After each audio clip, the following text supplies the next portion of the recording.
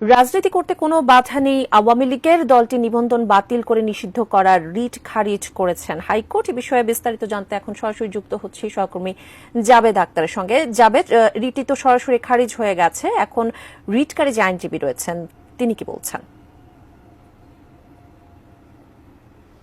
রিটটি শুনানি করেছেন তিনি। এখানে ব্যক্তিগতভাবে তার বোন বিভিন্ন সময় পরীক্ষা দিয়েছেন, বিসিএস পরীক্ষা, সেখানে টিকেন, এই সমস্ত বিষয়গুলো আসলে শুনানিতে এনেছেন। কিন্তু এই শুনানি করতে গেলে এত বড় একটা রাজনৈতিক দল তাদেরকে বাদ দিতে গেলে যে সমস্ত সার্কামস্টেন্সেস এভিডেন্স বা যে সমস্ত তথ্য উপাত্ত বা আরও যে সমস্ত প্রস্তুতি তার দরকার ছিল সেটি না থাকাতে এটি সামারিলি রিজেক্ট করেছেন, অর্থাৎ এটি উত্থাপিত হয়নি মর্মে তারা সরাসরি খারিজ করে দিয়েছেন।